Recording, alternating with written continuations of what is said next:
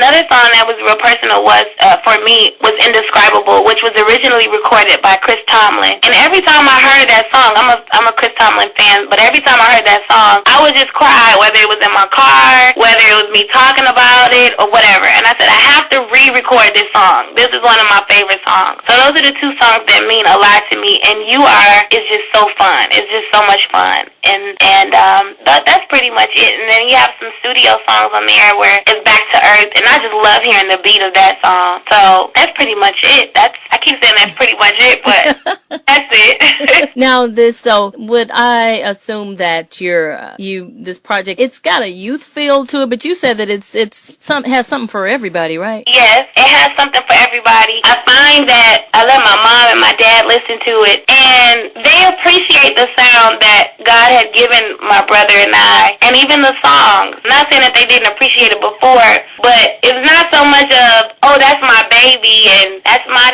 son, and that, yeah, they got it. But now it's, oh, I see their growth, and I can listen to this type of song. You know what I'm saying? Mm-hmm. So I would definitely say it's for every listener. Even the listener, like the songs that we were doing, you can take it to a block party. You can take it to a church. We have songs on there that you can take to a club if you want to. And even the person that has never stepped foot in church could probably enjoy it. So that's why I say that the record or the songs on the record, it's relevant for everyone. Or it's like everyone can relate to it in some way or another. Now, did you and your brother do a lot of the writing on this project? Absolutely, which was a great blessing. I always doubted myself in my writing and the skill of writing.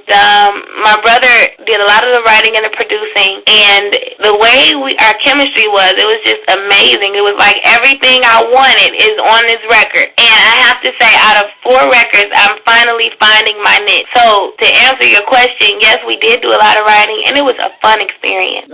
Did anybody else do any writing or producing on it, or just you two?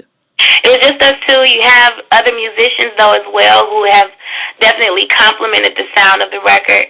And Angel Chisholm, she wrote as well, which is my Aunt Jackie's daughter from the Clark sisters. And then I forget his last name, but his name is Steve, and I think he's from Brunswick, and that may be like totally wrong, but he wrote the single that was released as well. Oh, okay. Now, what is your hope for this CD free as it goes around the world? My hope for this CD is that it rebrands me as an artist. It shows my growth and my maturity, and people are no longer just associating me with, oh, that's little Kiki or that's little Kierra, but they're now seeing that I'm not just out here because Mommy pushed me to do something, but she's poured into me and she's instilled ministry into me. And both my parents have, taught me what it really means to be a disciple, which is to do ministry and to spread the gospel and to meet the needs of the people. So I want people to see from this record that I'm definitely playing the role of a servant of the kingdom, and I really wanted to go far, far, far, far greater than what my last or previous records have, because I just enjoy being there on the stage and just enjoy the presence of God. So definitely just, of course, my listeners and my fan base growing, and just people leaving and sending emails saying, oh, God, your record has blessed me. It's helped me to get over this challenge. It's helped me to get over this struggle. And I want people to say, I had my first encounter with Jesus through your music. I heard your music with one of my relatives just by sitting in their car, and I fell absolutely in love with it. Or my relationship with God has grown because of your music. It's challenged me to be a Bible reader more. So those are my hopes for this record. I know I have a lot of them, but that's what it is. That's what it is. It is what it is. So what's next? What's next for you beyond this CD? You got any more? You doing any tours in support of it? You got any books or plays? Or I know we already talked about movies. I know you'd love to do some more, but what else? What do you have that's in the works? Right now, actually, it's in the works, and I hope that it will forever be in the works. But I do an annual conference, as I mentioned before, and it's called the BRL Experience. And sooner or later, we'll take it to different locations outside of Detroit, Michigan. But we do this annual conference, and it's for a small fee, or I wouldn't say a small fee, but it's an affordable fee for a 3 to 4 day conference for young people to come and just enjoy themselves. And we meet new people, and we do all of that. And then the other venture that I have right now is I'm planning to launch a magazine, an urban Christian magazine, for Christian readers, not just Christian readers, but every reader that is just interested in, beauty, fashion, economics, finances, the news, whatever is going in, the world news, whatever is going on around the world. And I plan to launch this magazine in fall of this year. And it's going to be called K Squared, and that magazine was inspired by my mother's 2% Chance of Living.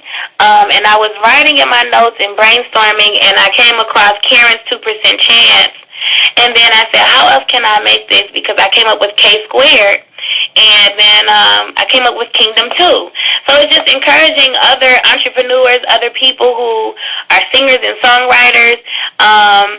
You can get your stuff in this magazine, and it's everything that's in there is Kingdom 2. You'll have Christian culture and things like that. So those are some other ventures that I'm planning to launch. And hopefully when I get some more money in my pocket, I can launch my clothing line. Oh, okay. Now, you said, how do you like your fans to reach out to you? How could they reach out to you? I know you said Facebook and Twitter. I'm on Facebook, Twitter. They can send emails to my email address, and that is drewsgirlproductions@gmail.com. DREWSGIRL Productions, PRODUCTIONS @gmail.com. And actually, that email comes straight to my phone. Sometimes I'll reply directly, and sometimes I won't. But that's a way to contact me, and they can go to call that number. Should I call it? Should I give a number or? Oh no, just the email. Email works fine, and then the number is just to the office, so it's not like a private line or anything. Oh, okay. But I think your generation will hit folks up more easily from email or Twitter or Facebook. Okay. Not unless you just want to throw it out there. No, that's fine. That's fine. Mm-hmm. Oh, okay, then hold on a second. Well, Kierra, I want to thank you so much for giving up your time this afternoon. Thank you. Okay.